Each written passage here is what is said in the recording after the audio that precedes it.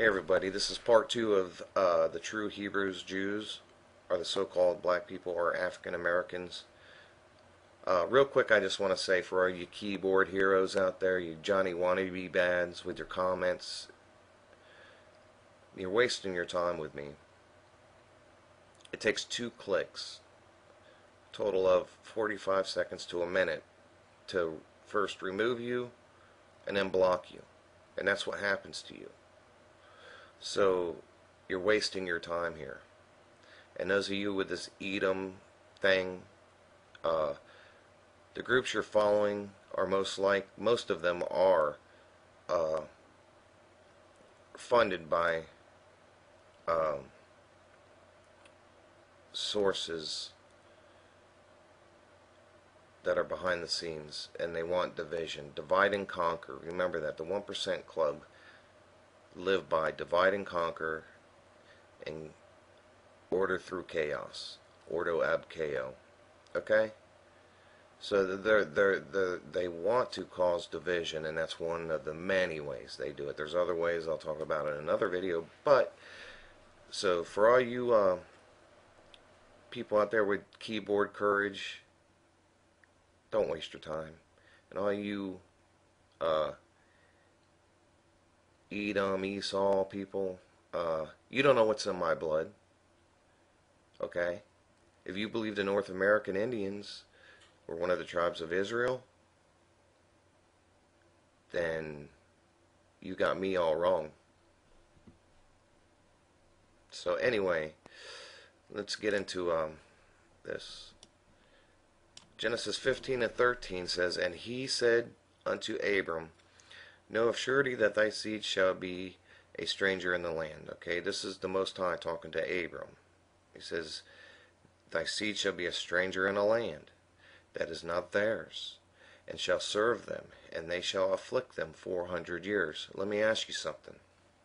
Who's been oppressed and afflicted 400 years as of now, or close to it, or getting to be that way, getting to be that length of time? Was it the Khazars? Was it the people who we are being told are the chosen people? They were afflicted, and they were horrendous, and what happened to them was horrendous, but they weren't afflicted 400 years. Okay? They weren't afflicted 400 years, and they weren't oppressed before that event. That was all staged, as I laid out for you in part 1. Deuteronomy 28:68 says, "And Yahuwah shall bring thee into Egypt again with ships." With ships. Since when do you need to get from Israel or anywhere over there to Egypt in a ship? You don't need a ship. Who was brought anywhere in a ship? And it goes on to say, "By the way whereof I spake unto thee, thou shalt see it no more again, and there ye shall be sold unto your enemies for men and women slaves, and no man shall buy you." Who was brought anywhere on ships and sold for male and female slaves?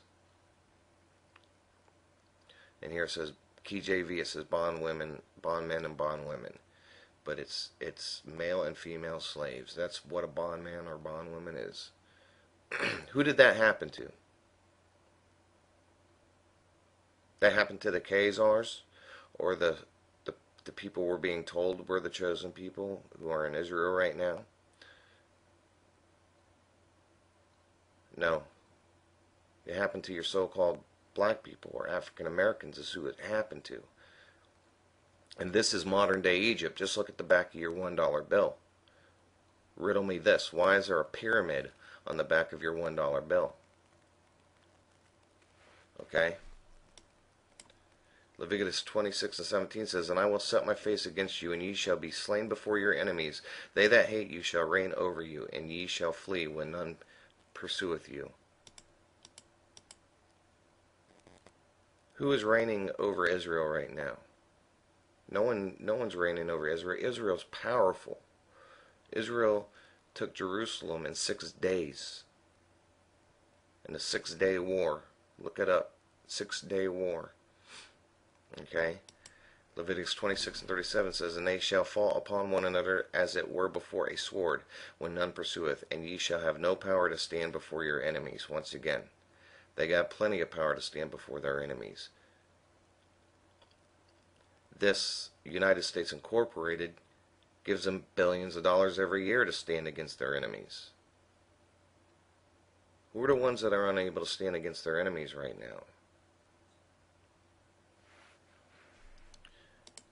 And this is what's going to happen. This is what's happening right now. Jeremiah 16:19 is an example of what's happening and what's to come, and what is starting to take place as the Most High pours His Spirit out, and these lies are starting to come to light. O Yahuwah, my strength and my stronghold and my refuge. In the day of distress the Gentiles shall come to you from the ends of the earth and say, Our fathers have inherited only falsehood, futility, and there's no value in them. Now I got two things to say about that. First, I want to read the KJV version too, because I don't know if a lot of you, by your comments that you make, I don't know if a lot of you will know what falsehood means.